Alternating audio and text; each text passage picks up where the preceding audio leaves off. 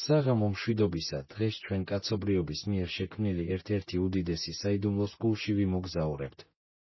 წარმოიდგინეთ, რომ მზისგან დამწვარ, ქარისგან გახურებულ პლატოზე დგახართ. თქვენს ფეხქვეშ ქვიშა, რომელმაც მილიონობით წლის განმავლობაში შთანთქა ისეთივე უძველესი ისტორიები, როგორც თავად დედამიწა. თქვენს ზემოთ უძირო აფრიკული ცა, მოფენილი ვარსკვლავებით, იმავე ვარსკვლავებით, რომლითაც ძველი ეგვიპტელები ოდესღაც ნავიგაციას ახორციელებდნენ. დახუჭეთ თვალები და იგრძენით ეს მშრალი, ცხელი ჰაერი, ქვიშის შრიალი, რომელსაც ქარი უზარმაზარ, წარმოუდგენელ კლდოვან მასივებზე ავრცელებს. გრძნობთ მასშტაბს. ჩვენ გიზას დიდი პირამიდების ჩრდილში ვდგავართ. ეს კოლოსები, რომლებიც მილიონობით ქვის ბლოკისგან შედგება, ათწლეულების განმავლობაში ეწინააღმდეგებოდა გაგებას, აძლიერებდა დაკარგული ცივილიზაციების, კოსმოსური უცხოპლანეტელების და ათასობით დამონებული ადამიანის ფანტაზიებს. ისინი ჩურჩულებენ წყევლაზე, საგანძურზე, მათემატიკურ სასწაულებზე, რომლებიც საძირკვლებისა და სიმაღლეების გეომეტრიაშია კოდირებული. მაგრამ დღეს, როდესაც თქვენი სხეული მოდუნდება და ქუთუთოები დაგიმძიმდებათ, ჩვენ მითებს გვერდზე გადავდებთ. ჩვენ ნამდვილი მშენებლების საძებნელად გავემართებით. ვინ არიან ისინი, ის ადამიანები, რომლებმაც ეს ქვის მთებიცაში ააგეს? რა ამოძრავებდა მათ? რა იარაღები გამოიყენეს, რომ ეს ველური პლატო მარადისობის სიმბოლოდ გადაიქციათ? იგრძენით სიჩუმის სიმძიმე, რომელიც აქ ღამით სუფევს და რომელსაც მხოლოდ ტურების შორეული ყეფა ან წარსულის მოჩვენებითი გამოძახილი არ ღვევს. ეს სიჩუმე საიდუმლოებებს ინახავს. ჩვენ ღრმად ჩაუღრმავდებით ძველი სამეფოს მეოთხე დინასტიას, როდესაც ეგვიპტის ძალაუფლება პიკში იყო და სიკვდილის შემდეგ ცხოვრების რწმენა მოითხოვდა მატერიალურ განსახიერებას, რომელიც ისეთივე ფართო იყო, როგორც თავად სამყარო. ჩვენ უნდა გვესმოდეს არა მხოლოდ ის, თუ როგორ აშენებდნენ, არამედ ისიც, თუ რატომ იყო ეს შესაძლებელი. ეს არის ინჟინერიის, ლოჯისტიკის, კულტურისა და წარმოუდგენელი ადამიანური რწმენის ისტორია. მოიწყვეთ თავი კომფორტულად. დაი თქვენი საბანი იყოს თქვენი სანდო-სანდლები, ხოლო თქვენი ბალიშირბილი საწოლი მშენებლის სახლში, ისტორიაში უდიდესი პროექტის ძირში. ჩვენ ვტოვებთ 21 საუკუნეს და ჩავვარდებით ძვ. 2500 წელს. ჩვენი მოგზაურობა იწყება არა ქვის საძირკვლის ჩაყრით, არამედ იდეის ჩაყრით, იდეით, რომ სიცოცხლე არ მთავრდება ფარაონის სიკვდილით, არამედ უბრალოდ გადადის სხვა ზეციურ განზომილებაში. და ამ იდეის რეალიზებისთვის, ათასობით ადამიანს მოუწია თავისი ბედისწერის, ძლიერი მხარეებისა და რწმენის გაერთიანება ერთ საერთო, გრანდიოზულ მიზანში. წინ დროის ქვიშებისკენ, სადაც მშენებლების შესახებ სიმართლე გველოდება. ჩვენ ვიწყებთ თავიდანვე იმ მომენტიდან, როდესაც მონუმენტურობის იდეამ პირველად გაანათა ფარაონის გონება. სწორედ ამ კულტურულმა და რელიგიურმა კონტექსტმა, გას სიცოცხლის ძალა და ბასსულიადმი ამ ურყევმა რწმენამ, რომელიც მოითხოვდა სხეულის უნაკლო შენარჩუნებას და ფარაონის უზრუნველყოფას მარადიული სიცოცხლისთვის აუცილებელი ყველაფრით, ჩაუყარა საფუძველი მშენებლობას. ეგვიპტე, როგორც ცენტრალიზებული სახელმწიფო, თავისი კოლოსალური რესურსებითა და ნაყოფიერი მიწებით, რომელსაც შეეძლო ათასობით არაფერმერის გამოკვება, იდეალურად შეეფერებოდა ასეთ არაორდინალურ ამოცანებს. პოლიტიკური სტაბილურობის, რესურსების ეფექტური მართვისა და ამ ყოვლის მომცველი, გამაერთიანებელი იდეოლოგიის გარეშე, არც ერთი ქვის ბლოკი არ გადაადგილდებოდა. ყველა დიდი ვეზირიდან დაწყებული, მოკრძალებული მტვირთავით დამთავრებული ერთიანი სისტემის ფარგლებში მოქმედებდა, ერთი მიზნით ამოძრავებული ვარსკვლავებს შორის ღვთაებრივი მმართველის ადგილის დამკვიდრება, რითაც უზრუნველყოფდა ეგვიპტის კეთილდღეობას ამ ქვეყნად და იმ ქვეყნად. ეს არ იყო მხოლოდ მშენებლობა, ეს იყო ხსნისა და მარადისობის ეროვნული პროექტი. და ეს იდეა, დედამიწაზე განსახიერებული ღმერთის მარადიული სახლის შექმნის ეს საჭიროება, გახდა უხილავი, მაგრამ ყველაზე ძლიერი ძრავა, რომელმაც მილიონობით ტონა ქვა მოძრაობაში ჩააყენა. შემდეგი ნაბიჯი არის იმის გაგება, თუ როგორ პოვა ამ რწმენამ თავისი პირველი მატერიალური განსახიერება ქვაში და ვინ იყო პირველი გენიოსი, რომელმაც ტრადიციული, მოკრძალებული სამარხები მიატოვა სრულიად ახალი და მონუმენტური რამის სასარგებლოდ. ფარაონის ძალაუფლება აბსოლუტური იყო, ღმერთების მიერ განწმენდილი. ის იყო შუამავალი ღმერთი დედამიწაზე, ნილოსის წყალდიდობისა და მოსავლის გარანტი. მისი გადასვლა სიკვდილის შემდეგ ცხოვრებაში არ იყო უბრალოდ პირადი მოვლენა, არამედ კრიტიკული მომენტი მთელი სახელმწიფოსთვის. ამისთვის საჭირო იყო არა მხოლოდ სამარხი, არამედ კოსმიური პორტალი, რომელიც გახდებოდა ხიდი დედამიწასა და ვარსკვლავებს შორის. მთელი ეკონომიკა, მთელი ბიუროკრატია შექმნილი იყო ამ გარდამავალი პერიოდის მხარდასაჭერად. ამგვარად მაატის კონცეფცია კოსმიური წესრიგი, სიმართლე და სამართლიანობა პირდაპირ კავშირში იყო ფარაონის კეთილდღეობასთან. მისი მარადიული სახლის მშენებლობისას მშენებლები უბრალოდ შრომას არ ასრულებდნენ, ისინი აქტიურად მონაწილეობდნენ მაატის შენარჩუნებაში, სამყაროში ბალანსის უზრუნველყოფაში. ეს კულტურული და რელიგიური მატრიცა გაცილებით ძლიერი კავშირი იყო, ვიდრე ნებისმიერი მონობა. ეს იყო მსახურების, რწმენისა და საკუთარი მომავლის უზრუნველყოფის აქტი სამყაროში, სადაც სიკვდილის შემდგომი ცხოვრება ისეთივე რეალური იყო, როგორც ცხოვრება ნილოსის ველში. ამრიგად, პირამიდების მშენებლობა სახელმწიფოებრივი და რელიგიური ერთიანობის უმაღლეს ფორმად იქცა. ეს იყო პირველი ნაბიჯი სახელმწიფოს ისეთივე ტიტანური მიღწევების მქონე მანქანად გარდაქმნისკენ. ახლა, როდესაც მოტივი გვესმის, უნდა დავინახოთ ამ იდეის პირველი დიდი განსახიერება. ამგვარად ჩვენ ნათლად ვიგრძენით, თუ როგორ ერწყმოდა რწმენა, ფილოსოფია და ცენტრალიზებული სახელმწიფო მმართველობა ძველ სამეფოში და მოითხოვდა უპრეცედენტო მასშტაბის განსახიერებას. ჩვენ მესამე დინასტიის დასაწყისში ვართ, იმ დროს, როდესაც ფარაონის ღვთაებრიობის იდეა ახლა იწყებდა ყველაზე მონუმენტური ფორმების მიღებას. ტრადიციული სამარხები და მასშტაბები დაბალი, მართკუთხა ნაგებობები, რომლებიც თიხის აგურისგან იყო ნაგები, აღარ შეესაბამებოდა ღვთაებრივი მმართველების ამბიციებსა და სტატუსს. ფარაონის ძალაუფლება, რომელიც ამ დროისთვის მთელ ნილოსის ხეობას მოიცავდა, მოითხოვდა შორიდან ხილულ რაღაცას, რაც ჰორიზონტზე მაღლა აიწევდა და სიტყვასიტყვით დედამიწას ზეცასთან დააკავშირებდა. ფარაონი ჯოსერი დაახლ. 2670 წელი გახდა მმართველი, რომლის მეფობამაც აღნიშნა ეს ტექტონიკური ძვრა. მას არ სურდა უბრალოდ უდიდესი მასშტაბის აშენება, მას სურდა თვისებრივი ნახტომის გაკეთება. ამ ხედვის რეალიზებისთვის მას გენიოსი სჭირდებოდა. ამ კაცის სახელი 1000 წლეულების განმავლობაში მოაღწია ჩვენამდე, ისტორიაში იშვიათად ნანახი ნიჭის ჩურჩულით, იმჰოტეპი. იმჰოტეპი უბრალოდ არქიტექტორზე მეტი იყო. ის იყო ვეზირი, მღვდელმთავარი, ექიმი, ასტრონომი და, არსებითად, მთელი ეგვიპტის უზენაესი მმართველი. ის იყო ადამიანი, რომელიც წარმოუდგენლად ბევრ როლს აერთიანებდა, რაც აჩვენებდა, თუ რამდენად მაღალი იყო ინტელექტის ღირებულება იმ ეპოქაში.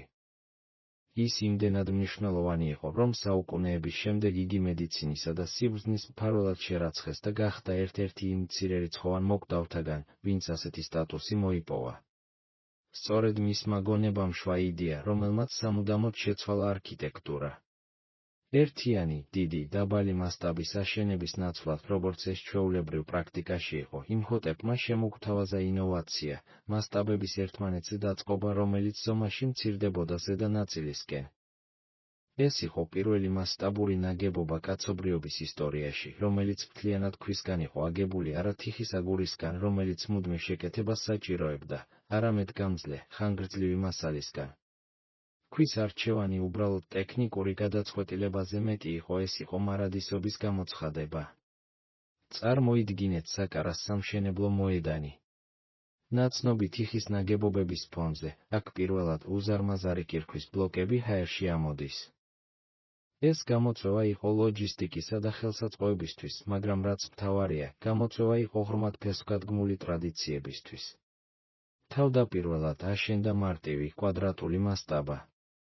შემდეგ იმჰოტეპმა, სავარაუდოდ, კიბის ან მზეზე ასვლის იდეით შთაგონებულმა, გადაწყვიტა მისი გაფართოება და მასზე აშენება. დიზაინი სამუშაოს წინსვლასთან ერთად განვითარდა.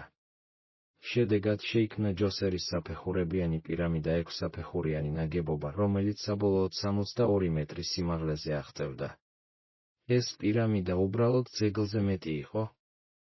ის უზარმაზარი დაკრძალვის კომპლექსის ცენტრი იყო, გარშემორტყმული თეთრი კირქვის მაღალი კედლით, რომელიც აგურისა და ლერწმის კონსტრუქციებს ბაძავდა იმდროინდელი სასახლის არქიტექტურის მინიშნება, მაგრამ მარადიული ქვისგან იყო დამზადებული.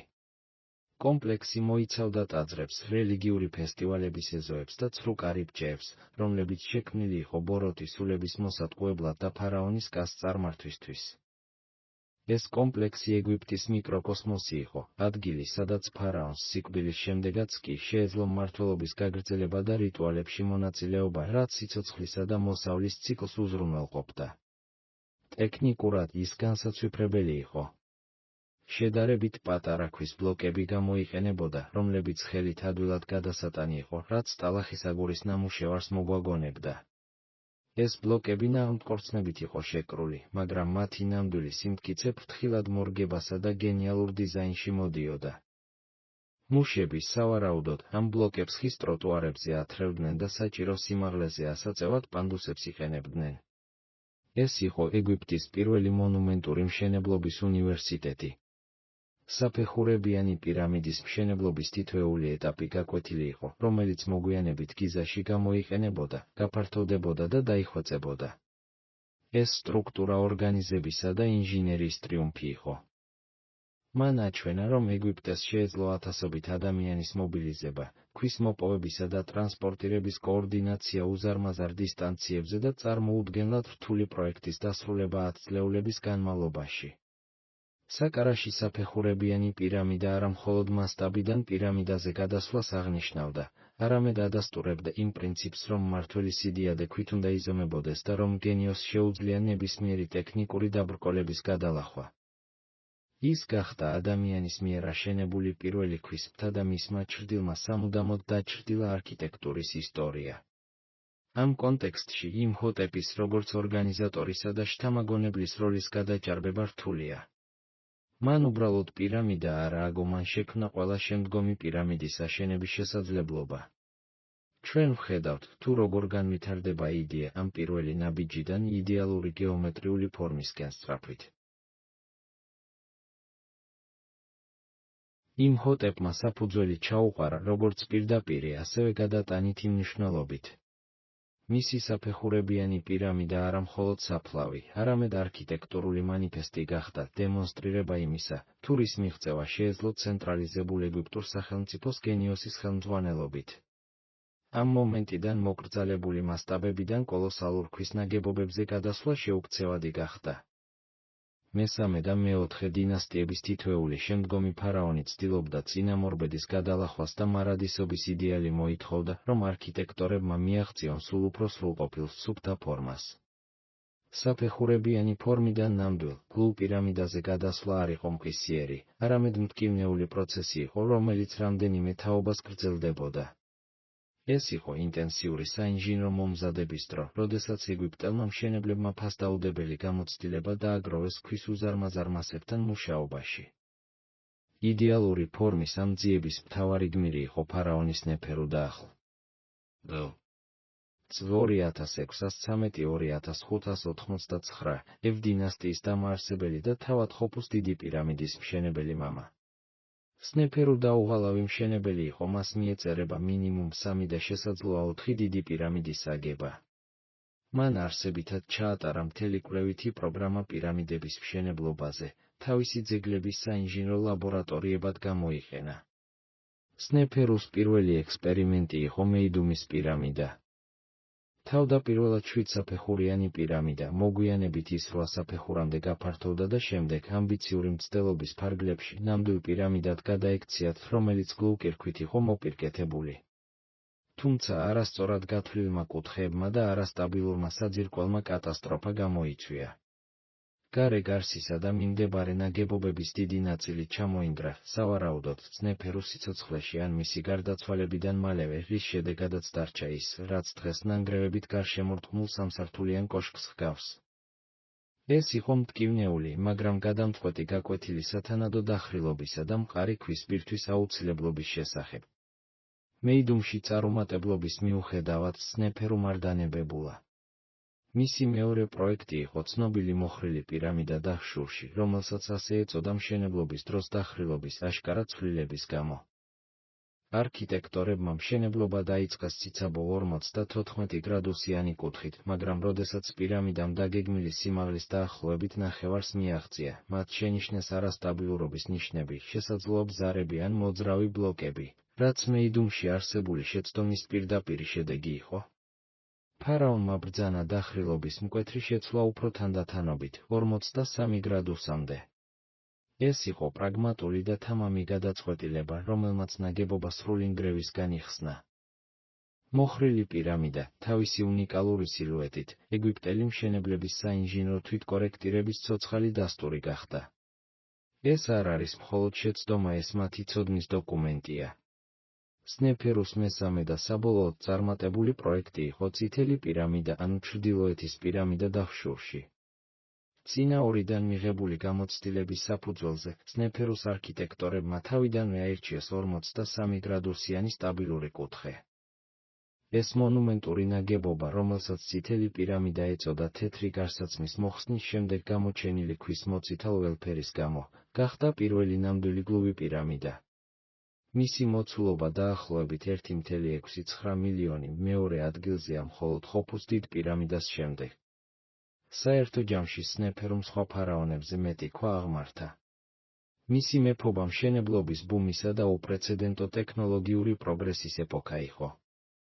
ინჟინრებმა ისწავლეს სტაბილურობის მისაღწევად სწორი კუთხის არჩევა, უზარმაზარი მოცულობით ქვის დამუშავება და ტრანსპორტირება, კოლოსალური შრომითი ძალებისა და რესურსების მართვა.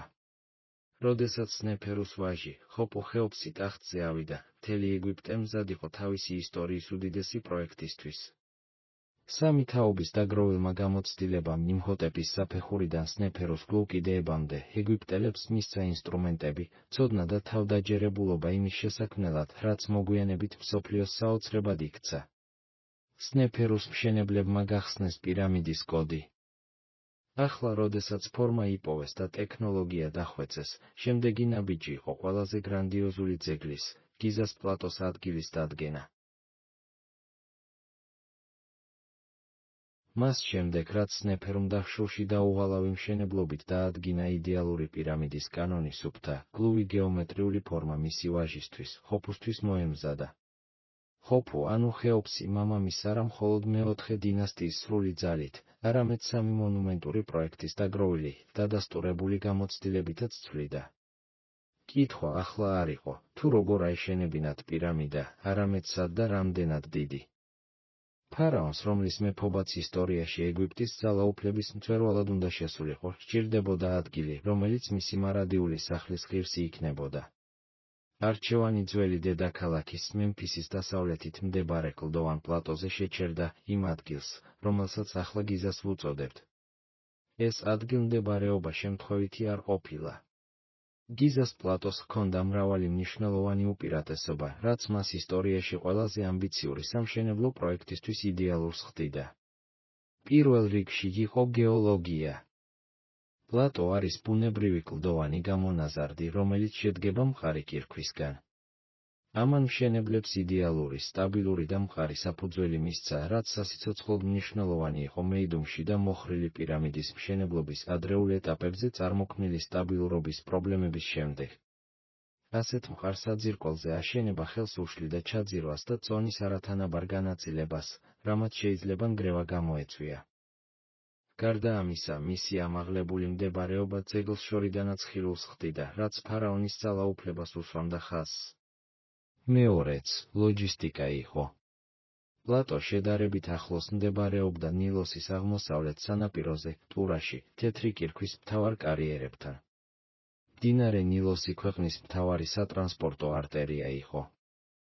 ყოველწლიური წყალდიდობების დროს წყალი იმდენად მაღლა იწევდა, რომ მშენებლებს შეეძლოთ ქვისა და გრანიტის მძიმე ტვირთით დატვირთული გემებისა და ბარჟების ეს უკანასკნელი სამხრეთით 100 კილომეტრის დაშორებით, ასვანიდანაც კი იგზავნებოდა პირდაპირ პლატოს ძირში მიტანა, შესაძლოა სპეციალურად აგებული არხის ან ნავსადგურის გამოყენებით, რომლის კვალსაც არქეოლოგები დღემდე პოულობენ. ამან მნიშვნელოვნად გაამარტივა ყველაზე რთული ამოცანა მილიონობით ტონა მასალის გადატანა. მესამე, სიმბოლიზმი და ასტრონომია. ყველა ეგვიპტური სამარხის მსგავსად, გიზას პირამიდებიც წარმოუდგენელი სიზუსტით არის ორიენტირებული კარდინალური მიმართულებით. მაგრამ გიზას განსაკუთრებული კავშირი ჰქონდა კოსმოსთან. ნილოსის დასავლეთ სანაპირო ტრადიციულად მიწისქვეშა სამყაროსთან ასოცირდებოდა, რადგან მზე იქ კვდება. პირამიდების ჩრდილოეთ სამხრეთის განლაგება დაკავშირებული იყო პოლარულ ვარსკვლავებთან უკვდავ ვარსკვლავებთან, რომლებსაც ეგვიპტელები ფარაონის სულის მარადიულ სამყოფელად თვლიდნენ. კომპლექსის ადგილმდებარეობა ფრთხილად შეირჩა სრულყოფილი რელიგიური და ასტრონომიული განლაგებისთვის. ადგილმდებარეობის შერჩევის შემდეგ დაგეგმვა და მომზადება დაიწყო. ეს იყო უპრეცედენტო ბიუროკრატიული და საინჟინრო მასშტაბის ამოცანა.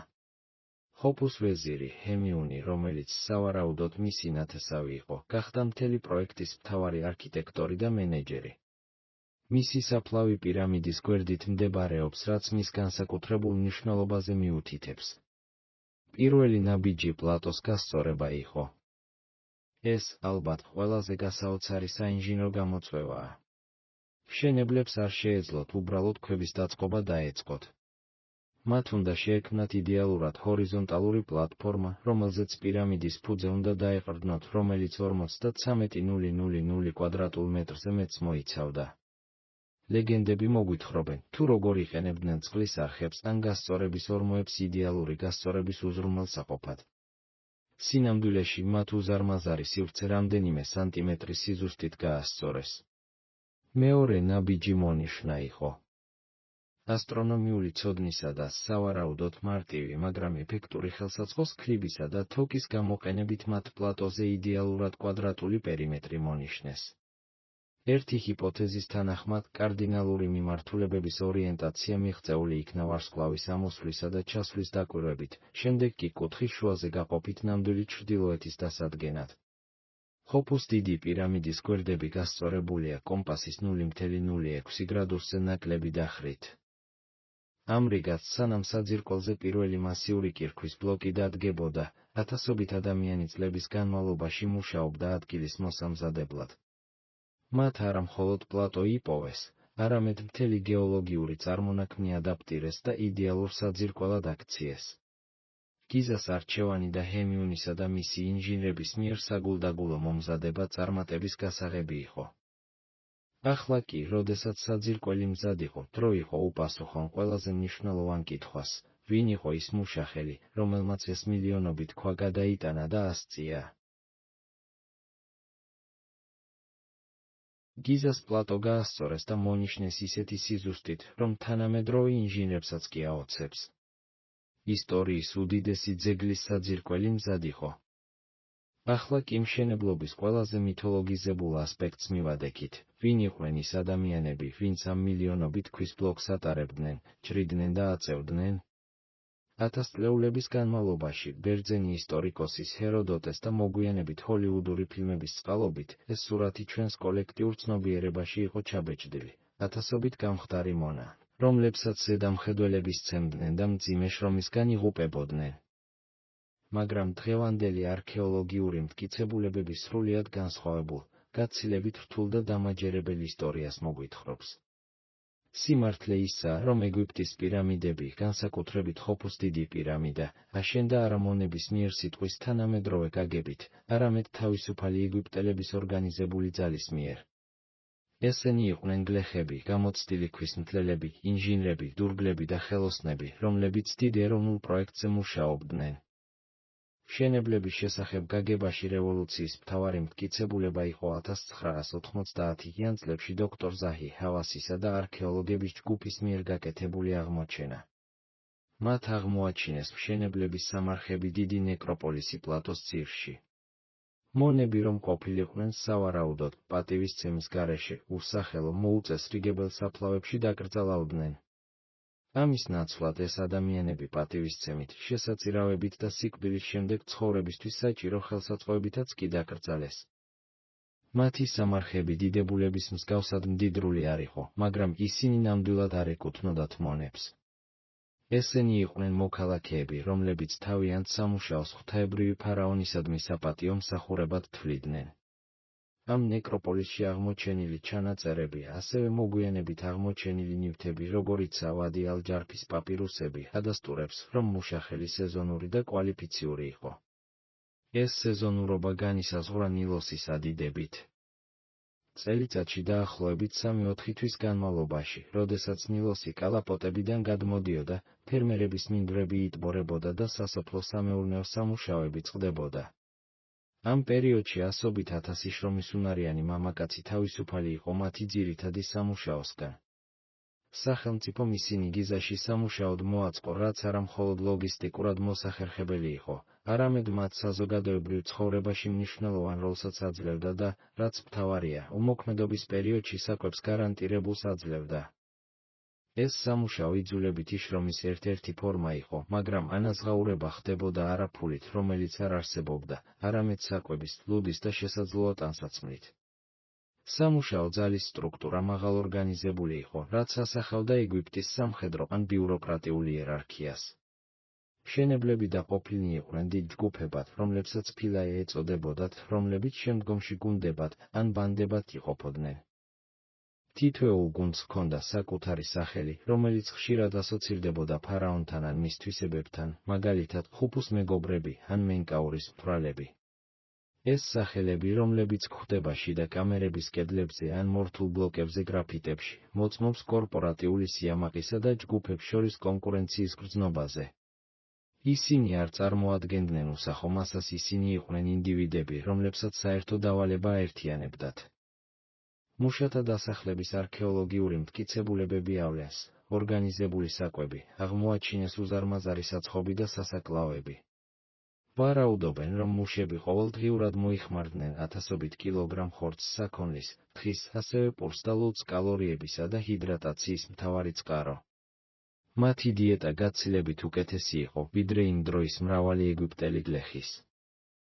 სამედიცინო მომსახურება, ნეკროპოლისიდან აღმოჩენილ ჩონჩხებზე ასახულია რთული ოპერაციების კვალი, მათ შორის ამპუტაციები და ძვლის მოტეხილობების წარმატებული შეკეთება. ეს მიუთითებს გამოცდილი ექიმების არსებობაზე და მუშების ჯანმრთელობასა და კეთილდღეობაზე ზრუნვაზე, ისინი ღირებული და არაერთჯერადი რესურსი იყვნენ. ამრიგად, პირამიდის მშენებლები არ იყვნენ მათრახის მსხვერპლნი, არამედ ძველი სამეფო საჯარო მოხელეები, რომლებიც მოტივირებულნი იყვნენ არა მხოლოდ საარსებო წყაროთი, არამედ ღრმა რელიგიური რწმენით, რომ უზრუნველ ყოფილიყო ფარაონის მარადისობა და გარანტირებულიყო მაატი მთელი ეგვიპტისთვის. ეს იყო მათი მსახურება მათი წვლილი კოსმიურ წესრიგში.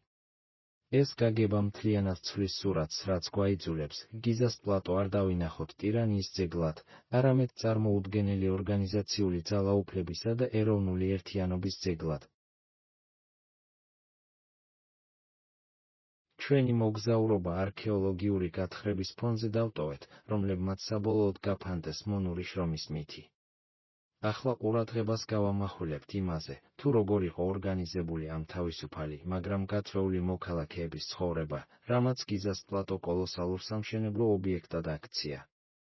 ამ მასშტაბის პროექტის განსახორციელებლად საჭირო იყო არა მხოლოდ ადამიანების შეკრება, არამედ მთელი ინფრასტრუქტურის შექმნა, რომელსაც შეეძლო ათასობით მშენებლის მხარდაჭერა ათწლეულების განმავლობაში.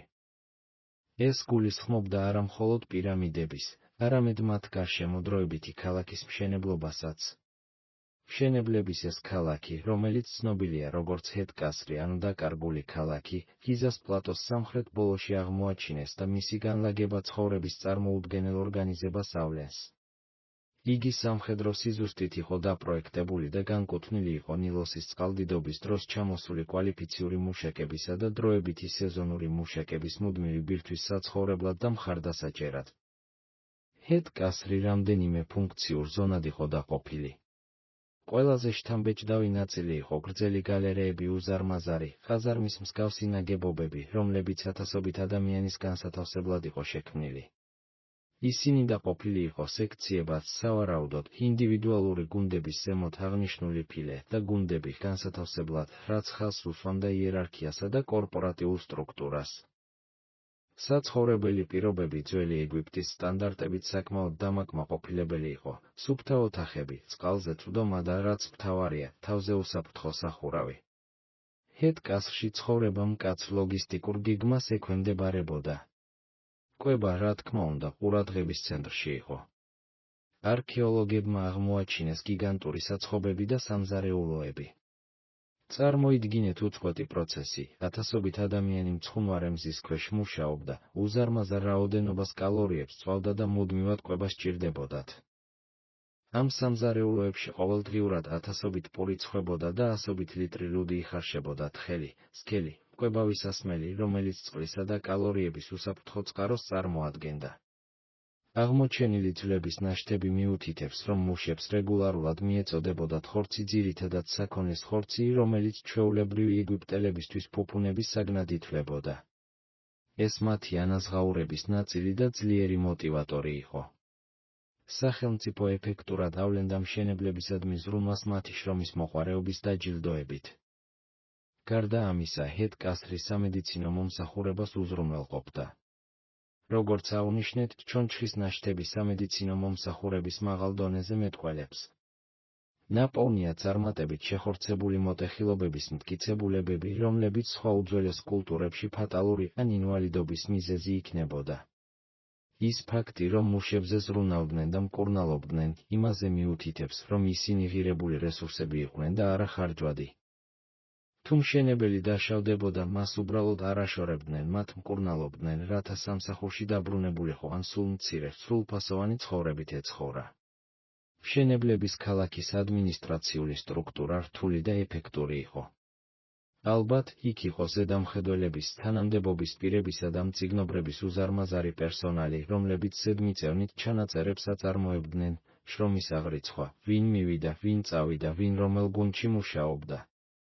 რესურსების აღრიცხვა, რამდენი ქვა მიაწოდეს, რამდენი საკვები და ლუდი დაურიგეს. დროის აღრიცხვა, სამუშაო ცვლებისა და ეტაპების განსაზღვრა.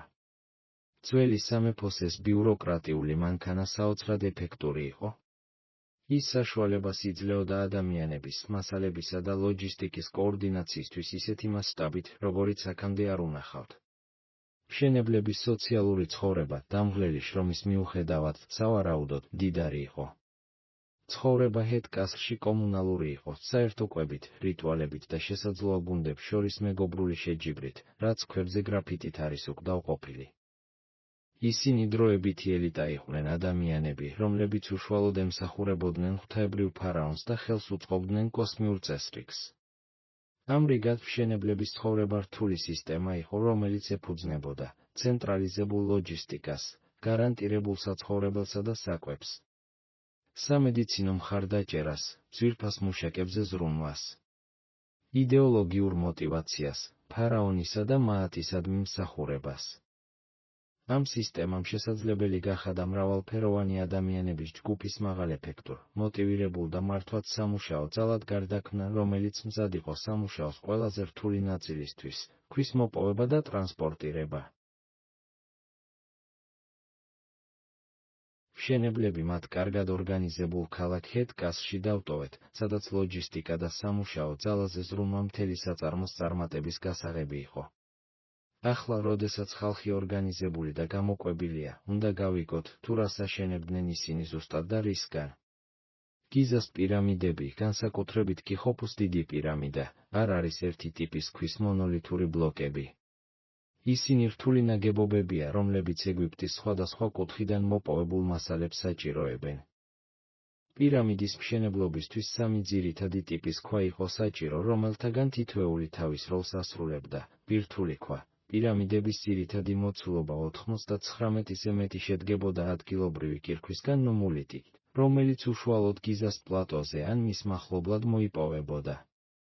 ეს ქვა, თუმცა მშენებლობისთვის საკმარისად მყარი იყო, შედარებით უხეში იყო. მას ბირთვის სწრაფად შესავსებად იყენებდნენ.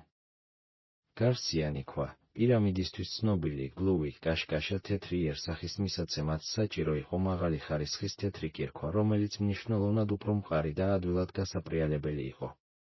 ქვა კამერებისა და კორპუსისთვის, შიდა კამერების გასასვლელებისა და რაც მთავარია, გვირგვინის ქვისთვის პირამიდიონი გამოყენებული იყო გრანიტი წარმოუდგენლად გამძლე, მაგარი და ლამაზი ქვა, რომლის შორიდან გადატანა იყო საჭირო. ყველაზე რთული ლოგისტიკური გამოწვევა უდაოდ ტურადან კორპუსის კირქვის მოპოვება და ტრანსპორტირება იყო. ტურა ნილოსის აღმოსავლეთ სანაპიროზე, გიზას მოპირდაპირედ მდებარეობდა, მაგრამ რაც მთავარია, ეს კარიერი ცნობილი იყო თავისი ქვის განსაკუთრებული ხარისხით. ტურადან თოვლისფერი თეთრი კირქვა მკვრივი და ადვილად გასაპრიალებელი იყო, რაც პირამიდის კორპუსს მზეზე ბრწყინავდა და მის სხივებს ირეკლავდა. ქვის მოპოვება უკიდურესად შრომატევადი იყო, რადგან მეოთხე დინასტიის ეგვიპტელებს რკინის იარაღები არ ჰქონდათ. ისინი ეყრდნობოდნენ სპილენძს, რბილი კირქვის დასაჭრელად გამოიყენებოდა სპილენძის საჭრელები და ხერხები, მაგრამ ისინი სწრაფად ბლაგვი ხდებოდა და მუდმივ სიმკვეთრეს საჭიროებდა. დოლერიტის ბურთულები, გრანიტის მსგავს მაგარქანებთან სამუშაოდ გამოიყენებოდა დარტყმითი ძალის პრინციპზე დაფუძნებული ტექნიკა. მუშები იღებდნენ მყარი დოლერიტის ან დიორიტის ბურთულებს და ქვაზე განუწყვეტლივ დარტყმით გრანიტს ბუნებრივი ბზარების გასწვრივ ამტვრევდნენ, თანდათანობით ბლოკებს კლდისგან გამოყოფდნენ.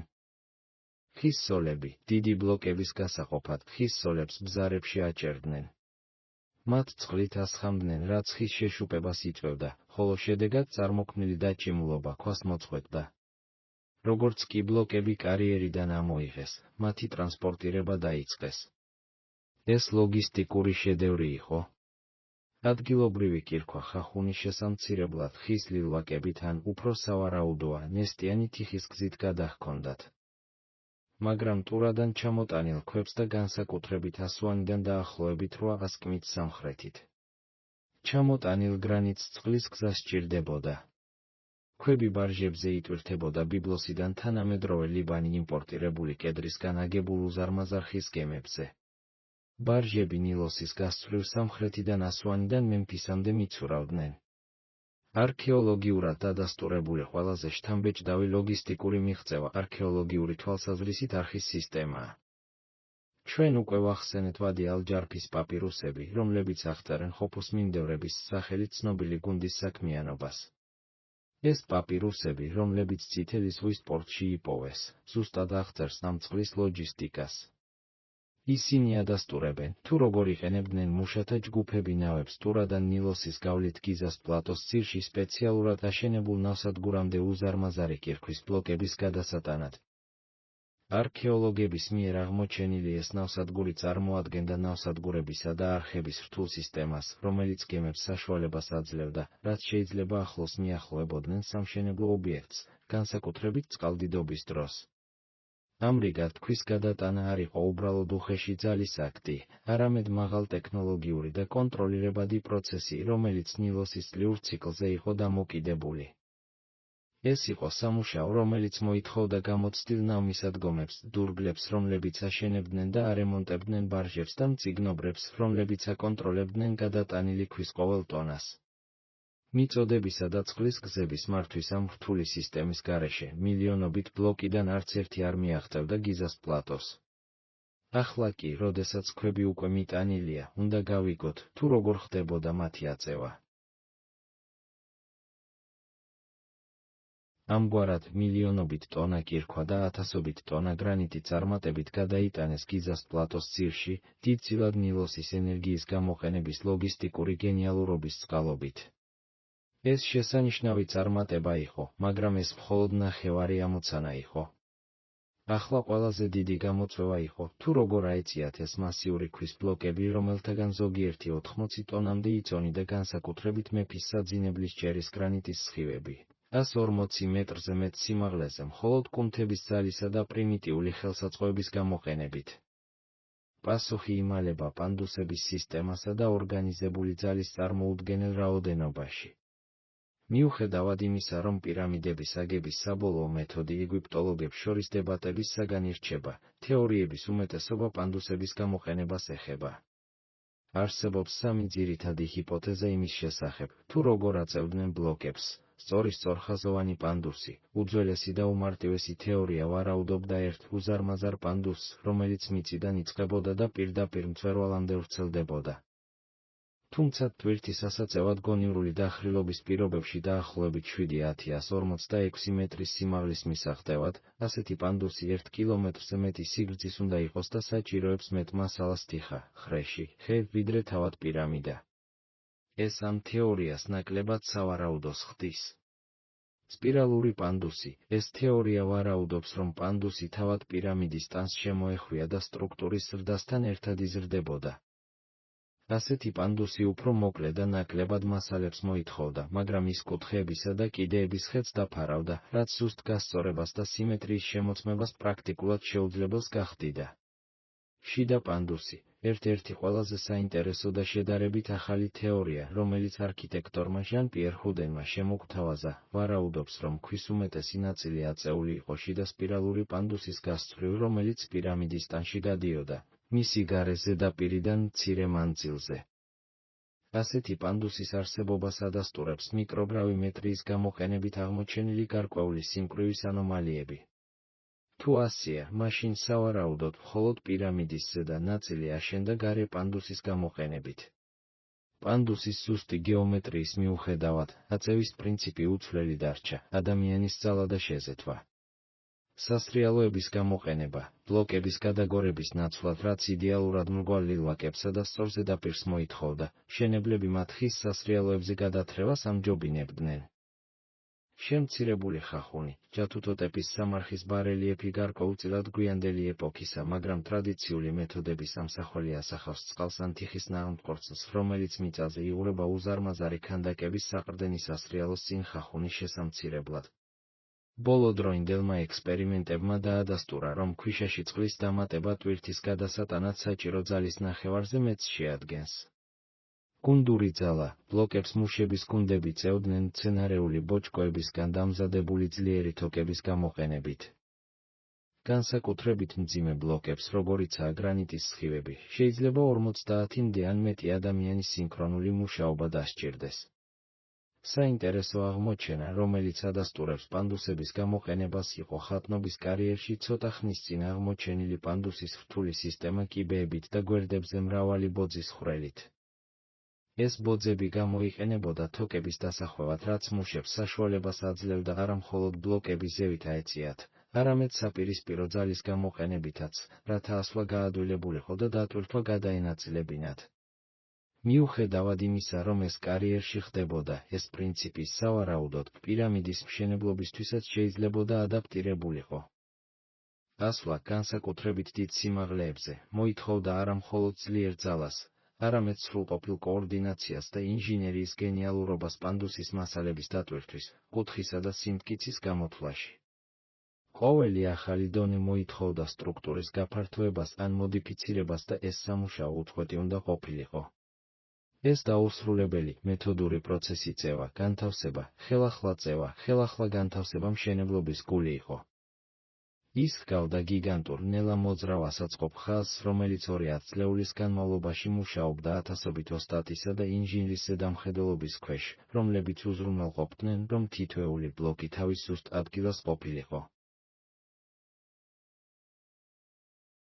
ქვები მოგვიტანეს და წარმოვიდგინეთ, რომ ისინი პანდუსების დიდ სისტემაზე აიყვანეს. თუმცა მილიონობით ბლოკის უბრალოდ აწევა საკმარისი არ აღმოჩნდა. იმისათვის, რომ ხოფუს დიდი პირამიდა 1000 წლეულების განმავლობაში ედგა და იდეალური ფორმა შეენარჩუნებინა, თითოეული ელემენტის გასწორებისა და მორგების წარმოუდგენელი საინჟინრო სიზუსტე იყო საჭირო. მშენებლობის ეს ეტაპი არ ეხებოდა უხეშ ძალას, არამედ მათემატიკას, ასტრონომიასა და ქვისმთლელობის ხელოვნებას. ამ სიზუსტის ყველაზე შთამბეჭდავი დემონსტრირება მისი კარდინალურ მიმართულებებთან გასწორებაა. როგორც უკვე აღნიშნეთ, პირამიდის გვერდები გასწორებულია ნამდვილ ჩრდილოეთთან, სამხრეთთან, აღმოსავლეთთან და დასავლეთთან 1/10 გრადუსზე ნაკლები სიზუსტით.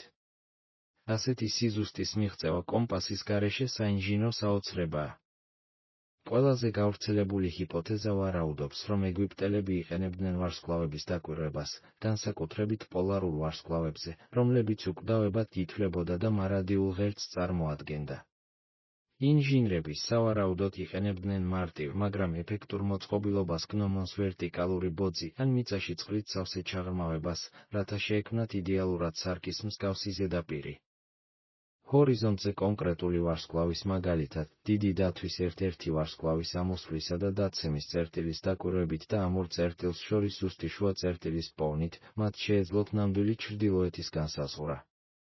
ეს მათ საშუალებას აძლევდა დაედგინათ ღერძები, რომელთა გასწვრივად საძირკვლის პირველი რიგები იყრებოდა. როდესაც საძირკველი იდეალურად გასწორდებოდა, მშენებლებს უნდა დარწმუნდეთ, რომ თითოეული ფენა თანაბარი იყო.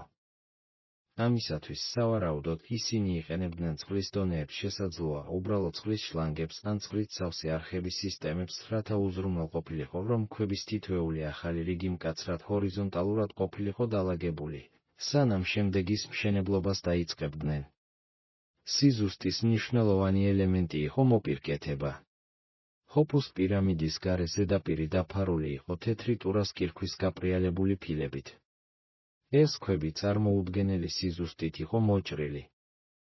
ისინი იმდენად მჭიდროდ იყო მორგებული, რომ როგორც ამბობენ, მათ შორის დანის პირიც კი არ ეტევა. ასეთი იდეალურად გლუვი და მჭიდროდ მორგებული ზედაპირის შექმნა მნიშვნელოვანი იყო. დაცვა, ეს იცავდა ადგილობრივ კირქვის ქვედა ბირთვს ქარისა და წყლის ეროზიისგან. ესთეტიკა და სიმბოლიზმი, გლუვი თეთრი ზედაპირი სავარაუდოდ მზეზე ბრწყინავდა, რაც ღმერთრას და მსოფლიო წესრიგის მაათის სრულყოფილებას განასახიერებდა. ასეთი სიზუსტის მისაღწევად მაღალკვალიფიციური ქვისმთლელების შრომა იყო საჭირო. ესენი არა მხოლოდ მატარებლები იყვნენ, ისინი ხელოსნები იყვნენ, რომლებიც ხელსაწყოებისა და მათემატიკური პრინციპების გამოყენებაში იყვნენ დახელოვნებულნი. მათი სამუშაო სავარაუდოდ მოიცავდა ქვის წითელი ოქრასა და თოკის გამოყენებით დამუშავებას, სპილენძის ხელსაწყოებისა და აბრაზივების გამოყენებით დამუშავებას. გაპრიალება საბოლოო ეტაპი ქვას იდეალურ ბზინვარებას აძლევდა. მთელი ამ პროცესის ზედამხედველობას ვეზირი ჰემიონი და მისი ინჟინრებისა და მწიგნობრების გუნდი ახორციელებდა. მათი ამოცანა არა მხოლოდ დაგეგმვა, არამედ ხარისხის კონტროლიც იყო. მათ მუდმივად უნდა უზრუნველყოფდნენ დახრილობის კუთხის შენარჩუნებას ხოფუს პირამიდისთვის 51-50-40 დაახლოებით 2 მარტი მილიონი ბლოკიდან თითოეულის ზუსტად განთავსებას და კედლების ვერტიკალურობის შენარჩუნებას. ეს მოითხოვდა მუდმივ გაზომვებს ქლიბის ხაზების, პროტრაქტორებისა და საკონტროლო ხაზების გამოყენებით. ამრიგად, პირამიდების მშენებლობა არა მხოლოდ ძალის, არამედ ინტელექტის ტრიუმფიც იყო. ეს აჩვენებდა, რომ ეგვიპტელ ინჟინრებს გეომეტრიის, ასტრონომიისა და მასალათმცოდნეობის ღრმა ცოდნა ჰქონდათ, რამაც მათ საშუალება მისცა შეექმნათ ძეგლი, რომლის გამძლეობა და სიზუსტე შეუდარებელია. ადამიანებისა და ცოდნის ეს წარმოუდგენელი მართვა კი მკაცრ სოციალურ იერარქიას მოითხოვდა. ჩვენ ვნახეთ, თუ როგორ უზრუნველყოფდა საინჟინრო სიზუსტე და რთული ლოჯისტიკა თითოეული ბლოკის მიწოდებას და სათანადო განლაგებას. თუმცა ამ მასშტაბის არც ერთი პროექტი ვერ განხორციელდებოდა მკაცრი იერარქიული მართვის სტრუქტურისა და ეფექტური ბიუროკრატიის გარეშე. სწორედ ძველი სამეფოს ეს სოციალური ორგანიზაცია იყო უხილავი წებო, რომელიც ათასობით ადამიანს და მილიონობით ტონა ქვას აკავშირებდა ერთმანეთთან. რა თქმა უნდა, იერარქიის სათავეში იდგა ფარაონი ხუფუ ხეოფსი დედამიწაზე ღმერთი, რომლის ნებაც უზრუნველყოფდა მთელი პროექტის არსებობას. თუმცა მშენებლობის პირდაპირი მართვა და პასუხისმგებლობა მის ვეზირსა და მთავარ არქიტექტორს, ჰემიონს ეკისრებოდა. ძველ ეგვიპტეში ვეზირი არსებითად პრემიერ-მინისტრი იყო, რომელიც მთელ სახელმწიფოს მართავდა, ხოლო ჰემიონის შემთხვევაში ის ასევე იყო მსოფლიო ისტორიაში უდიდესი სამშენებლო პროექტის გენერალური დირექტორი. პირამიდის მახლობლად ნაპოვნი ჰემიონის საფლავი მის მაღალ სტატუსზე მეტყველებს და შესაძლოა, მასში ნახაზები ან გამოთვლები ყოფილიყო, თუმცა ისინი სრულად არ არის შემონახული. ვეზირს მწიგნობრებისა და თანამდებობის პირების არმია ჰყავდა მის მეთაურობაში. ეს ადამიანები პროექტის ინტელექტუალურ ბირთვს წარმოადგენდნენ. ისინი პასუხისმგებელნი იყვნენ, ბუღალტერია, ყველა მიწოდების ზედმიწევნითი დოკუმენტირება, რამდენი ქვა იყო ტურადან, რამდენი მარცვლეული და ლუდი მუშებისთვის. ვადი ალ-ჯარფის პაპირუსები, თუმცა ოდნავ გვიანდელი პერიოდით თარიღდება, მაგრამ იგივე პრინციპებს აღწერენ ადასტურებენ ამ ზედმიწევნით ანგარიშგებას.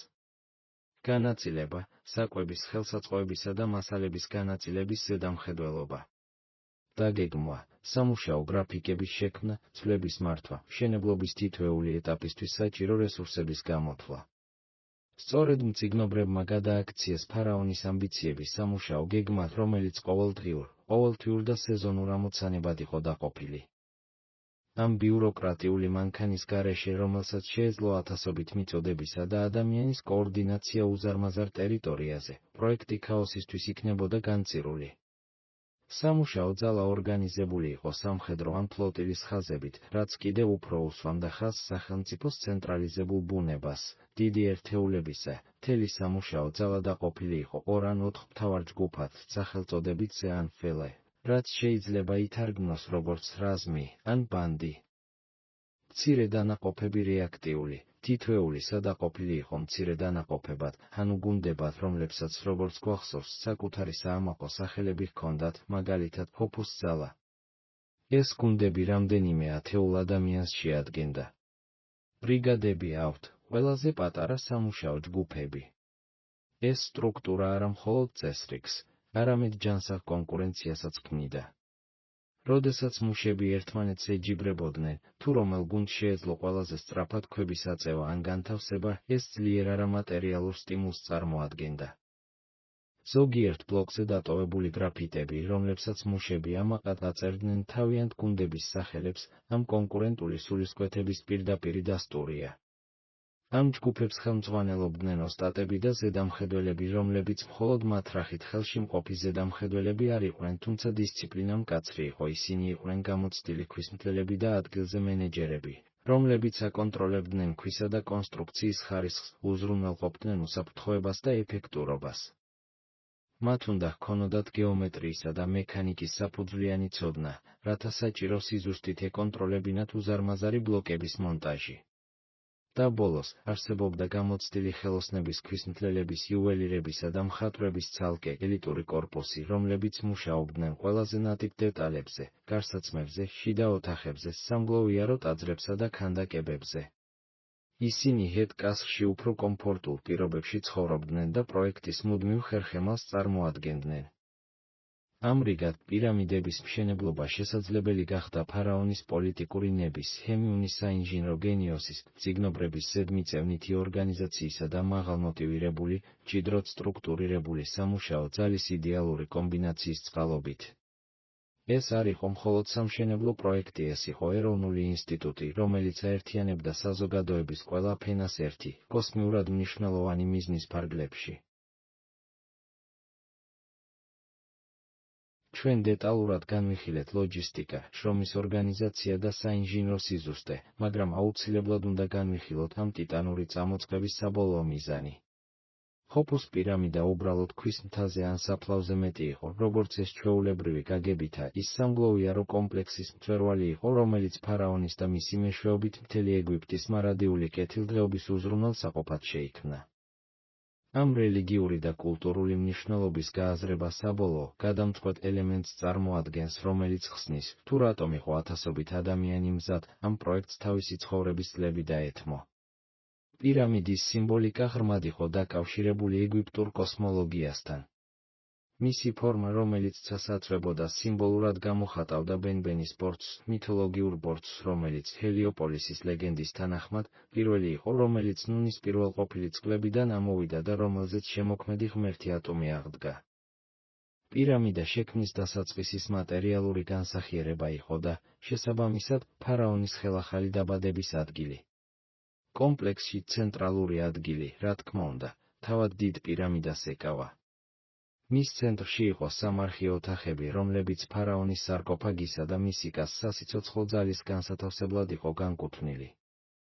ეს ოთახები, მათ შორის მეფის ოთახი, დედოფლის ოთახი და დაუმთავრებელი ოთახი, თავისთავად ინჟინერიის შედევრებია, გასასვლელებისა და ვენტილაციის ლილვების რთული სისტემით, რომლებიც შესაძლოა კონკრეტულ ვარსკვლავებთან იყო გასწორებული, როგორიცაა პოლარისის კასთვის და ორიონის ღმერთ ოსირისთან დაკავშირებული გარშემო არსებული უკვდავი ვარსკვლავები.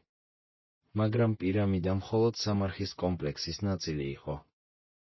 ეს კომპლექსი მოიცავდა სამარხის ტაძარი, ზედა ტაძარი, პირამიდის აღმოსავლეთ მხარეს ესაზღვრებოდა, სადაც მღვდლები ყოველდღიურ რიტუალებს ასრულებდნენ და გარდაცვლილი ფარაონის კას საჭმელსა და სასმელს სთავაზობდნენ. ეს ტაძარი სასიცოცხლოდ მნიშვნელოვანი იყო, რადგან ის ფარაონის შემდგომ არსებობას საიქიოში უზრუნველყოფდა. აღმავალი გზა causeway, გრძელი დაფარული გზა, რომელიც ზედა ტაძარს აკავშირებდა ველის ტაძართან, რომელიც ნილოსის ველის კიდეზე და სავარაუდოდ სპეციალური ნავსადგურით მდებარეობდა. ფარაონის ცხედარი დაკრძალვის პროცესიის დროს ამ ხიდზე გადაჰქონდათ და შესაძლოა, შესაწირავებიც ამ გზით მიეტანათ.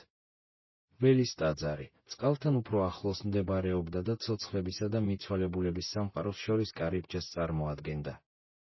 განწმენდის რიტუალები სავარაუდოდ აქ ტარდებოდა და დაკრძალვის რიტუალებიც სრულდებოდა.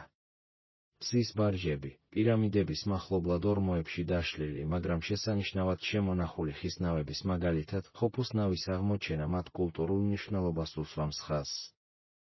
ეს ნავები ფარაონის მიერ სიკვდილის შემდეგ გამოსაყენებლად იყო განკუთვნილი, რათა მზის ღმერთთან ერთად ცაზე ყოველდღიური მოგზაურობისას ემოგზაურათ. რასა და ოსირისის ეს კულტი ძლიერი გამაერთიანებელი ძალა იყო. სიკვდილის შემდეგ ფარაონი ოსირისი ხელახლა დაბადების ღმერთი ხდებოდა, ხოლო მისი ვაჟი, ახალი ფარაონი, ჰორუსი ცოცხალი ღმერთი. პირამიდა ამ ხელახალ დაბადებას უზრუნველყოფდა.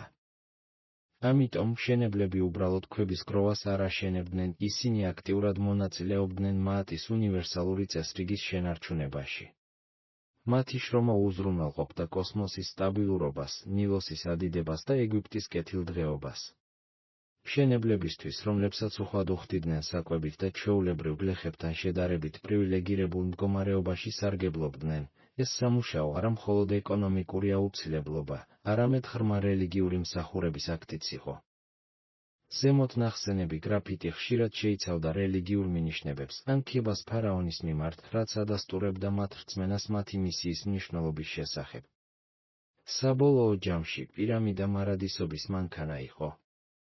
ის ათასობით წლის განმავლობაში კულტის ცენტრის ფუნქციას ასრულებდა და მიუხედავად იმისა, რომ თავად პირამიდები შენარჩუნდა, კულტი და რიტუალები დროთა განმავლობაში გაქრა. ეს იყო მონუმენტური ინვესტიცია ერთი ინდივიდის მარადილ ცხოვრებაში, რაც ეგვიპტური რწმენის თანახმად მთლიერი სიცოცხლესა და კეთილდღეობას უზრუნველყოფდა. ათწლეულების განმავლობაში უწყვეტი შრომის, კოორდინაციისა და რწმენის შემდეგ კულმინაციის დრო დადგა. ხოფუს დიდმა პირამიდამ მიაღწია დაგეგმილ სიმაღლეს და თითქმის 4000 წლეულის განმავლობაში პლანეტაზე ყველაზე მაღალი ადამიანის მიერ შექმნილი ნაგებობა გახდა. მისი დასრულება სავარაუდოდ უზარმაზარი ეროვნული მოვლენა იყო, რომელიც გრანდიოზული ცერემონიებით აღინიშნა. ეს ფარაონის მიერ ღმერთებისა და თავისი ხალხის წინაშე მოვალეობის შესრულებას ნიშნავდა, რაც მის მარადიულ აღორძინებას და, შესაბამისად, ეგვიპტის მარადიულ კეთილდღეობას უზრუნველყოფდა. საბოლოო შტრიხი პირამიდიონის სათაურის ქვის დამონტაჟება იყო. ეს ქვა სავარაუდოდ მყარი გრანიტისგან იყო დამზადებული ან თუნდაც დაფარული იყო ელექტრომით ოქროსა და ვერცხლის შენადნობი, რათა მინიატურული მზევით ბრწყინავდეს. მისი აწევა და მწვერვალზე განთავსება დაახლოებით 146 მეტრის სიმაღლეზე მაქსიმალურ სიზუსტეს და, სავარაუდოდ, სპეციალურ, დროებით პანდუს ან ბერკეტების რთულ სისტემას მოითხოვდა.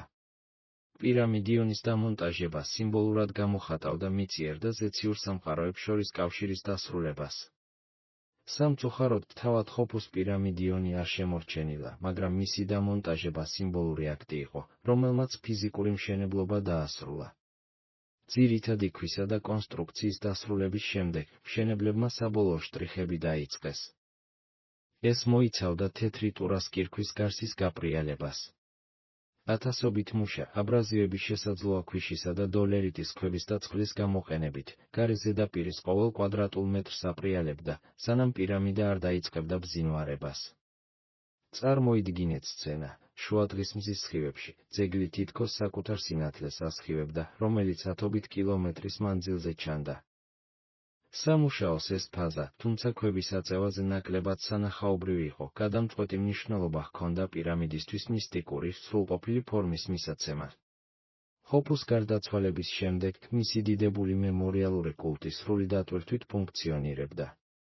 ფარაონის მიერ მის სიცოცხლეში დანიშნული მღვდლები ყოველდღიურ რიტუალებს ასრულებდნენ, გარდაცვლილი მმართველისკაც პატივს მიაგებდნენ. თუმცა გიზას მშენებლობის ისტორია ხოფუთი არ დასრულებულა. მისმა მემკვიდრეებმა, მისმა ვაჟმა ხაფრამ ხეფრენი და შვილიშვილმა მენკაურემ მიკერინოსი განაგრძეს ტრადიცია და დაასრულეს ის კომპლექსი, რომელსაც დღეს ვხედავთ. ხაფრას პირამიდა სიმაღლით მეორე იყო და ოდნავ ამაღლებულ პლატოზე იყო აშენებული, რაც ვიზუალურად ქმნიდა ხოფუს პირამიდასთან მისი თანასწორობის ან თუნდაც უპირატესობის ილუზიას. ხაფრამ გამოიყენა უფრო ციცაბო დახრილობა, რამაც მას საშუალება მისცა მიაღწია უფრო დიდი სიმაღლისთვის მცირე მოცულობით. მის კომპლექსში ასევე შედის, ალბათ, გიზას ყველაზე ცნობილი ნაგებობა, დიდი სფინქსი. ბუნებრივი კირქვის გამონაზარდიდან გამოკვეთილი სფინქსის სავარაუდოდ ხაფრას თავისებურებებს ატარებს და მისი მარადიული განსასვენებლის მცველად უნდა ემსახურა. სფინქსისა და ხაფრას პირამიდის მშენებლობას იგივე ლოგისტიკური და შრომითი რესურსები დასჭირდა ხელახლა ჩართვისთვის. მენკაურის პირამიდა სამი დიდი პირამიდიდან ყველაზე პატარა იყო, რაც შესაძლოა მეოთხე დინასტიის ბოლოს რესურსების მცირე შემცირებას ან სულ მცირე პრიორიტეტების ცვლილებას ასახავდა. თუმცა ის ცნობილი იყო თავისი მდიდრული დეკორაციით, ქვედა ნაწილი ასვანიდან ჩამოტანილი ძვირადღირებული და მაგარი წითელი გრანიტით იყო მოპირკეთებული, რაც მას ვიზუალურად უნიკალურს ხდიდა. მენკაურის პირამიდისა და მისი სამარხის კომპლექსის დასრულებით, გიზას პლატო სრულყოფილ ნამუშევრად იქცა. რამდენიმე ათწლეულის განმავლობაში ფარაონების სამმა თაობამ უდაბნოს პლატო წმინდა ნეკროპოლისად და ძველი ეგვიპტის მარადილ სიმბოლოდ აქცია. ახალი პირამიდები და მათი ტაძრები, ნავები და მათ გარშემო არსებული დიდგვაროვნების სამარხები ადასტურებდა, რომ ეს პროექტი ეროვნული მიღწევა იყო და არა უბრალოდ ერთი ადამიანის ამბიცია. და მიუხედავად იმისა, რომ ამ მასშტაბის პირამიდების მშენებლობა მენკაურის შემდეგ შეწყდა ეკონომიკური სირთულეების ან რელიგიური შეხედულებების შეცვლის გამო, მათი დასრულება ეგვიპტის ძველი სამეფოს საინჟინრო და ორგანიზაციული ოსტატობის პიკს წარმოადგენდა. რამაც გაურკვეველი დარჩა კითხვები იმის შესახებ, თუ როგორ მიაღწიეს ამას, კითხვები, რომლებზეც თანამედროვე არქეოლოგები კვლავ წყვეტენ პასუხს. მას შემდეგ, რაც გიზას დიდი პირამიდები ლანდშაფტში თავისი ადგილი დაიმკვიდრეს და მასშტაბურად შეუდარებელი დარჩნენ, ისტორიაში ხანგრძლივი პაუზა იყო, სანამ არქეოლოგები მე-19 საუკუნიდან დაწყებული შეძლებდნენ საბოლოო პასუხის გაცემას კითხვაზე, ვინ ააშენა ეგვიპტის პირამიდები? დიდი ხნის განმავლობაში ჩვენ ვეყრდნობოდით ისეთი უძველესი ავტორების ნაშრომებს, როგორიცაა ჰეროდოტე, რომელმაც ეგვიპტეზე საუკუნეში მათი აგებიდან 2000 წლის შემდეგ მოინახულა. მისი ჩანაწერები, მიუხედავად იმისა, რომ მნიშვნელოვანი ისტორიული წყარო ასწავს, იყო ჭორებითა და ლეგენდებით, მათ შორის მონების შესახებ, რამაც ეს მითი დასავლურ კულტურაში გააგრძელა. თუმცა მე-20 საუკუნის მეორე ნახევრიდან დაწყებული და განსაკუთრებით ბოლო 10 წლეულების განმავლობაში, ინტენსიური არქეოლოგიური გათხრებისა და თანამედროვე ტექნოლოგიების გამოყენების წყალობით, ჩვენ მივიღეთ პირდაპირ მტკიცებულებები თავადმშენებლებისგან. ეს აღმოჩენები პირდაპირ უარყოფს ამ ძველ მითებს. ყველაზე მნიშვნელოვანი მტკიცებულება აღმოაჩინეს გიზას პლატოზე, იმ ტერიტორიაზე, რომელიც უკვე განვიხილეთ ჰეტკასრი, მშენებლების ქალაქი და მისი მიმდებარე სამარხები ნეკროპოლისი. ძირითადი არქეოლოგიური აღმოჩენები, მშენებლების ნეკროპოლისი, 1990-იან წლებში კარგად ორგანიზებული მუშების სამარხების აღმოჩენა გარდამტეხი მომენტი იყო. საფლავები პირამიდებთან ახლოს მდებარეობდა და შეიცავდა შესაწირავსა და სიკვდილის შემდგომი ცხოვრებისთვის საჭირო ნივთებს. ნაშთების ანალიზმა აჩვენა, რომ დაკრძალული პირები წარმოშობით ეგვიპტელები იყვნენ და არა უცხოელი მონები. მათ მიიღეს კვალიფიციური სამედიცინო დახმარება, რასაც ადასტურებს რთული, წარმატებით შეხორცებული მოტეხილობების კვალი და ზუსტად შესრულებული ამპუტაციებიც კი. ეს იმაზე მეტყველებს, რომ ისინი ღირებული მუშები იყვნენ და არა ხარჯვადი. მათი დიეტა ძველი ეგვიპტის სტანდარტებით შესანიშნავი იყო, მათ შორის ხორცის საქონლის ხორცის რეგულარული მოხმარება და დიდი რაოდენობით ლუდი. მშენებლების ქალაქი ჰეტკასრი, ქალაქის გათხრებმა დაადასტურა, რომ ეს იყო მუდმივი, მაღალორგანიზებული ინფრასტრუქტურა. ნაპოვნია უზარმაზარი საცხობები, თევზის ფერმები და სასაკლაოები, რომლებსაც 10,000-ობით ადამიანის გამოკვება შეეძლოთ, ასევე საცხოვრებელი ყაზარმები, რაც ცენტრალიზებულ მომარაგებისა და მართვის სისტემაზე მიუთითებს. გრაფიტები და წარწერები. ყველაზე შემაძრწუნებელი და პირდაპირი მტკიცებულება ამუშების მიერ პირამიდების მომსახურების ოთახებში ან სატრანსპორტო ბლოკებზე დატოვებული გრაფიტები. ეს წარწერები მოიცავდა სამუშაო ჯგუფების სახელები, ხოფუს მეგობრები, მთვრალი მენკაურით და სხვა. ეს სახელები ასახავს კორპორატიულ სიამაყეს, გუნდურ სულისკვეთებას და ფარაონისადმი პირდაპირ კავშირს. მიწოდების ნიშნები. ეს ადასტურებს, რომ მუშები აღრიცხავდნენ მათ მიერ მიწოდებულ ბლოკებს, რაც მიუთითებს მკაცრ აღრიცხვასა და ანაზღაურებად, და არა იძულებით შრომაზე. ვადი ალ-ჯარფის პაპირუსი 2013. მიუხედავად იმისა, რომ ეს პაპირუსები თარიღდება მე-4 დინასტიის ბოლოს ხოფუს მეფობა, ისინი აღწერენ ქვის ტრანსპორტირებით დაკავებული სამუშაო ჯგუფების საქმიანობას. ეს უძველესი პაპირუსი, რომელიც კი ოდესმე აღმოჩენილა, შეიცავს დეტალურ ჩანაწერებს მერერის სახელით ცნობილი მოხელის ხელმძღვანელობით გუნდის ყოველდღიური მუშაობის შესახებ. ის აღწერს, თუ როგორ იყენებდნენ მუშები ნავებს კირქვის ტურადან გიზას პლატოზე გადასატანად. ეს არის პირდაპირი, პირველადი წყაროს მტკიცებულება მაღალორგანიზებული ლოჯისტიკის შესახებ და იმისა, რომ ეს ადამიანები არ იყვნენ მონები, არამედ გათვლეული სამთავრობო თანამშრომლები. ამ აღმოჩენებმა საშუალება მისცა არქეოლოგებს, როგორებიც არიან მარკ ლენერი და ზაჰი ჰავასი, ჰოლივუდური სტერეოტიპებისგან რადიკალურად განსხვავებული სურათის რეკონსტრუქციას. პირამიდების მშენებლები თავისუფალი ეგვიპტის მოქალაქეები იყვნენ, რომლებიც ნილოსის წყალდიდობის სეზონზე ცვლაში მუშაობდნენ, მოტივირებულნი იყვნენ რელიგიური მოვალეობით, ეროვნული ერთიანობით და, რაც მთავარია, გარანტირებული საკვებითა და პატივისცემით. სწორედ ეს არქეოლოგიური მტკიცებულებები და არა უძველესი ლეგენდები გვაძლევს საბოლოო და ყველაზე ზუსტ პასუხს კითხვაზე, თუ ვინ ააშენა პირამიდები.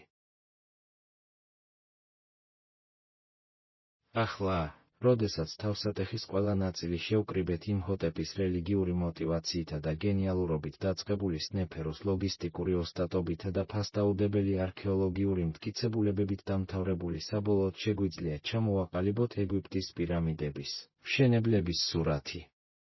ესენი არ იყვნენ გამხდარი მონები, არამედ თავისუფალი ეგვიპტელი მოქალაქეები, ორგანიზებულნი მაღალეფექტურ იერარქიულ სტრუქტურაში, მოტივირებულნი რელიგიური მოვალეობით და წახალისებულნი ცენტრალიზებული სახელმწიფოს გულუხვი ანაზღაურებით. ვინ იყვნენ ეს ადამიანები დეტალურად? პირველ რიგში ისინი წარმოადგენდნენ კვალიფიციური სპეციალისტების მუდმივ ბირთვს. მათ შორის იყვნენ ინჟინრები, არქიტექტორები, ოსტატები, მწიგნობრები, ქვისმთლელები, დურგლები და ექიმები.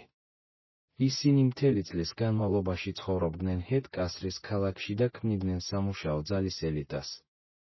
მათ შორის, რა თქმა უნდა, იყო მთავარი არქიტექტორი, ჰემიუნი, ფარაონ ხოფუს ვეზირი, რომელმაც იდეა ნახაზად აქცია და ქვაში განასახიერა. ეს სპეციალისტები გაწვრთნილები, დაფასებულები იყვნენ და უზრუნველყოფდნენ საუკეთესო საკვებსა და სამედიცინო მომსახურებას. მათი სამუშაო მოითხოვდა არა მხოლოდ ფიზიკურ ძალას, არამედ გეომეტრიის, ასტრონომიისა და მასალათმცოდნეობის ღრმა ცოდნასაც. ისინი პროექტის ტვინები იყვნენ. მეორეც, ისინი სეზონური მუშები ან უგლეხები იყვნენ, რომლებიც ნილოსის წყალდიდობის დროს იყვნენ მობილიზებული. წელიწადში 3-4 თვის განმავლობაში, როდესაც სოფლის მეურნეობა გაჩერებული იყო, ნილოსის ხეობიდან 10,000-ობით შრომისუნარიანი მამაკაცი გიზას პლატოზე მოდიოდა. მათთვის ეს არ იყო მხოლოდ მარტივი მოვალეობა, არამედ სახელმწიფო სამსახური, რომელიც უმუშევრობის სეზონზე მათ საკვებით მათ შორის ძვირფასი ხორცითა და ლუდით ამარაგებდა.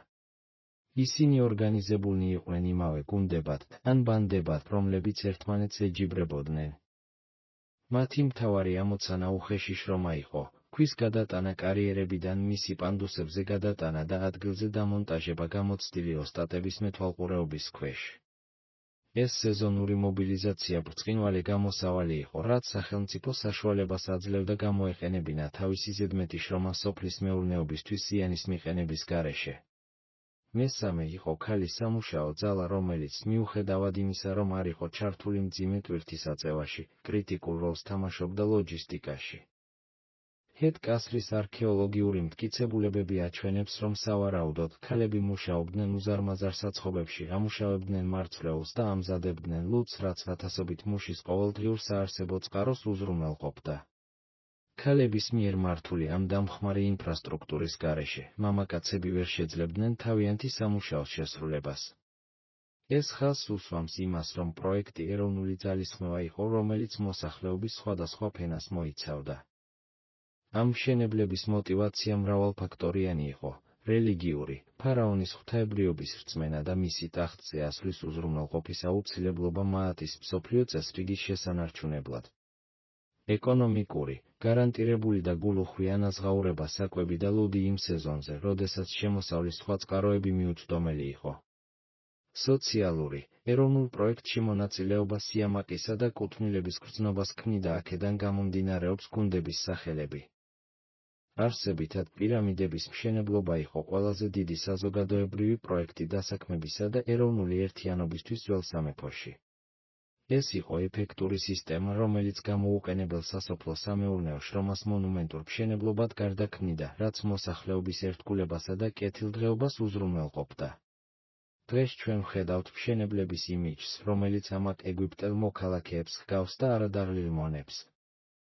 ისინი წარმოადგენდნენ კულტურას, რომელსაც შეეძლო წარმოუდგენელი ორგანიზებულობისა და გრძელვადიანი დაგეგმვის უნარი და სწორედ მათი ერთობლივი ძალისხმევა აძლევდა მათ საშუალებას შეექმნათ ის, რაც დღესაც კი შეუძლებლად გვეჩვენება.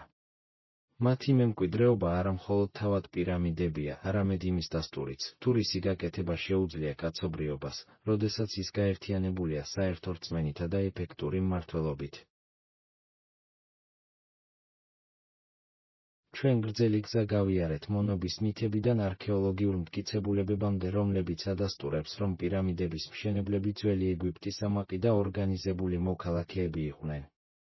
ჩვენ ვნახეთ მათი გენიალურობა, მათი რწმენა და თანამშრომლობის წარმოუდგენელი უნარი.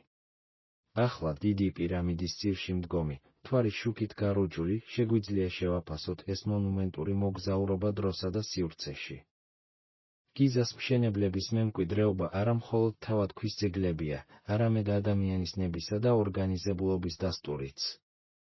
მათ დაამტკიცეს, რომ ეპოქაში, როდესაც ერთადერთი მამოძრავებელი ძალა კუნთები, თოკი და მარტივი ბერკეტები იყო, შეუძლებელის მიღწევა შეიძლებოდა, თუ მიზანი საკმარისად გრანდიოზული იქნებოდა და სისტემა საკმარისად ეფექტური.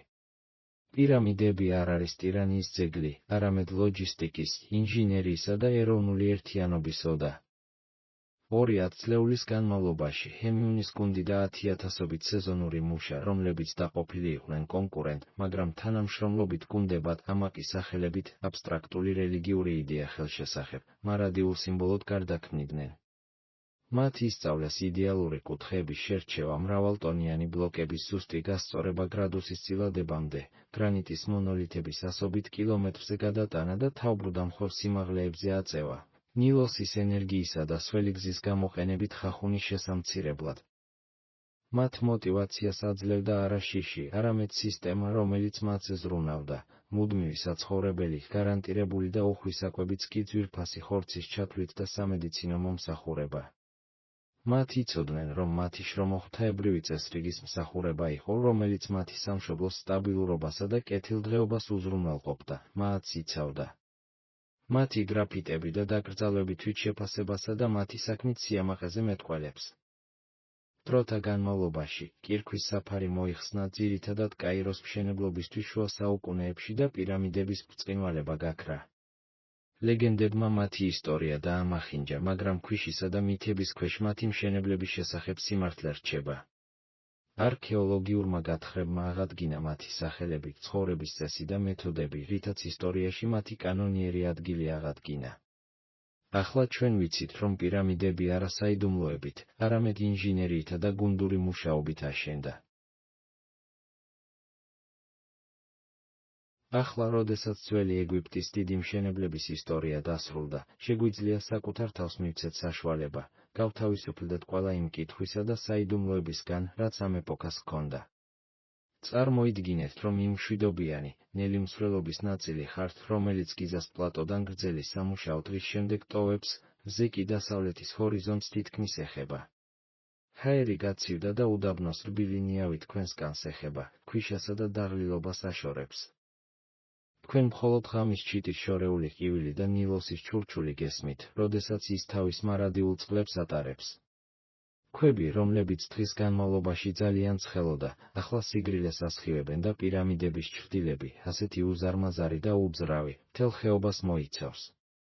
თქვენი გონება მოდუნდება და თქვენ აცნობიერებთ, რომ მონაწილეობა მიიღეთ რაღაც მარადიულში, რაღაცაში, რაც ათასწლეულების განმავლობაში გაგრძელდება. და აი მარადისობის, 7 მოწესრიგებული შრომის ამაზრმა და გამშვიდოთ.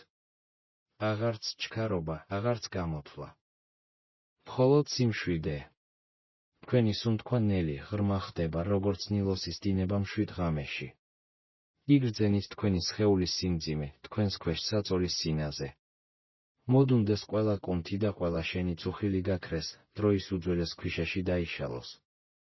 შენ იქ ხარ, სადაც შენი ადგილია. სიმშვიდეში.